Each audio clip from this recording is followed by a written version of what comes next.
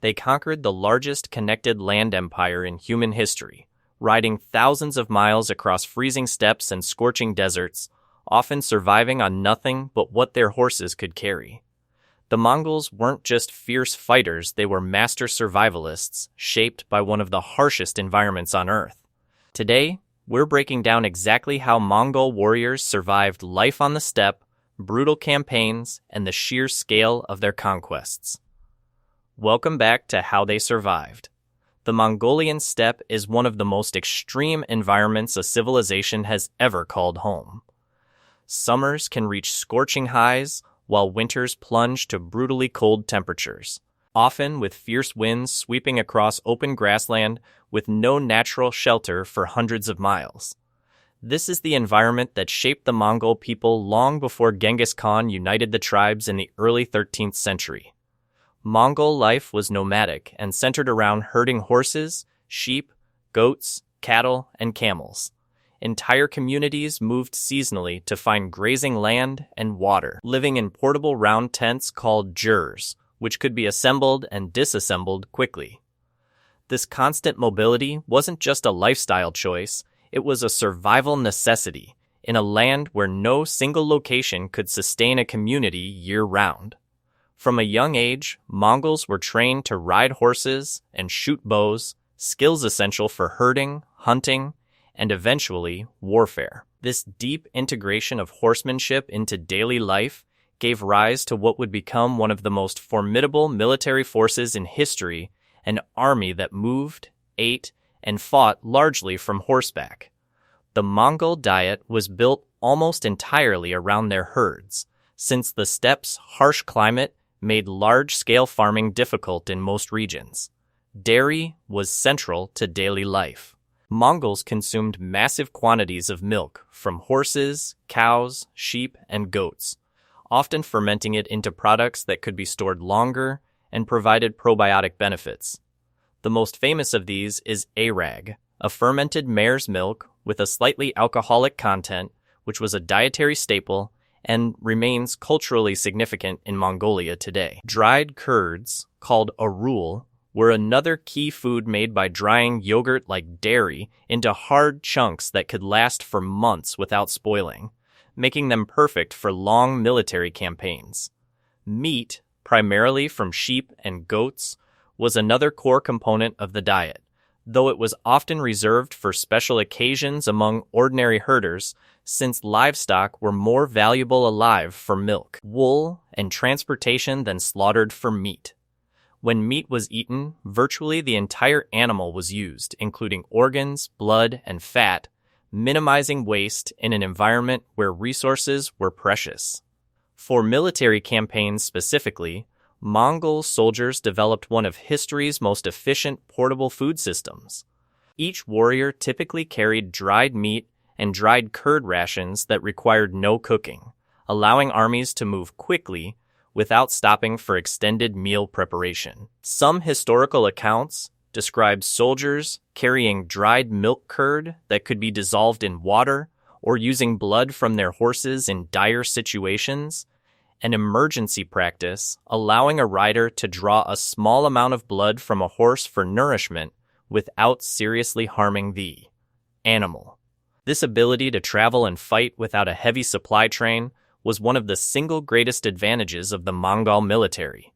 While enemy armies were often slowed by wagons of food and supplies, Mongol forces could move at extraordinary speed because their food, sourced their herds, and portable rations moved with them. The Mongols' success in surviving both their environment and their military campaigns came down to organization, adaptability, and a deep understanding of mobility. Their military structure was built around speed and coordination.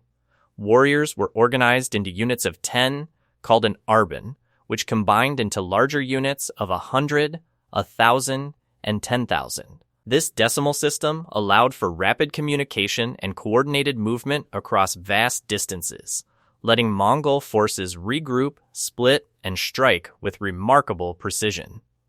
Horses were the true backbone of Mongol survival.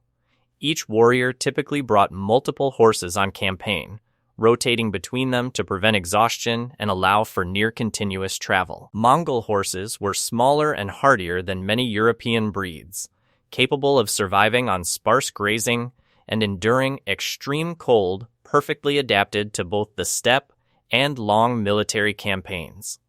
Clothing was another critical adaptation. Mongols wore layered wool and fur garments called deals, designed to trap body heat during freezing winters while still allowing flexibility for riding and archery. Boots were built for both riding and walking across rough, frozen terrain. Strategically, the Mongols were masters of psychological warfare and adaptability.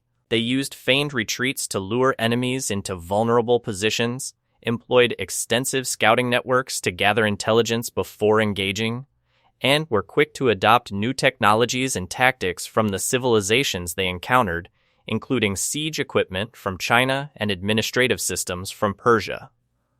This willingness to learn and integrate outside knowledge, rather than relying solely on traditional methods, gave them a significant edge over more rigid, tradition-bound military forces. Communication across their vast empire was maintained through the Yam system, a relay network of horse stations that allowed messages and supplies to move rapidly across thousands of miles, an infrastructure achievement that helped hold together the largest contiguous land empire in history.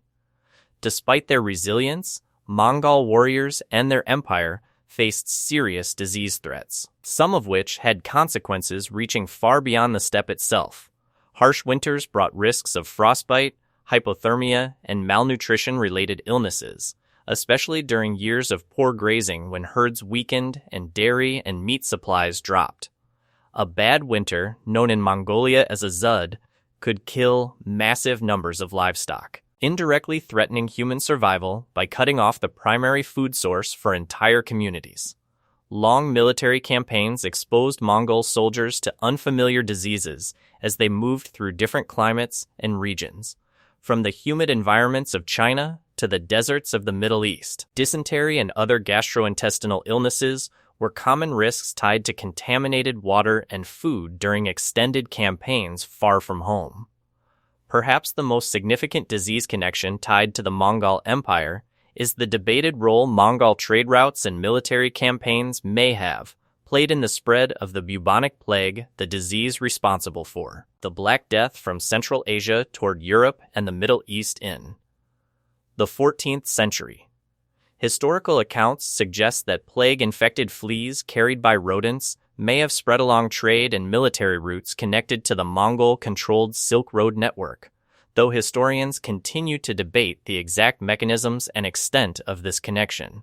Injuries from horseback riding, falls, and combat wounds were also common, and Mongol shamans and healers used herbal remedies, cauterization, and other traditional medical practices to treat the wounded, though battlefield medicine remained limited by the standards of the era.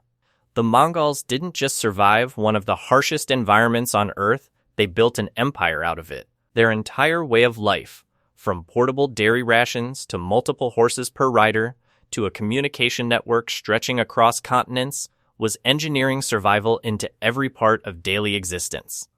That relentless efficiency is exactly what allowed a relatively small population from the steppe to conquer and control the largest land empire the world has ever seen. If you enjoyed this look into Mongol survival and warfare, subscribe for more, because next time on How They Survived, we're heading into an entirely different kind of battle. See you in the next video.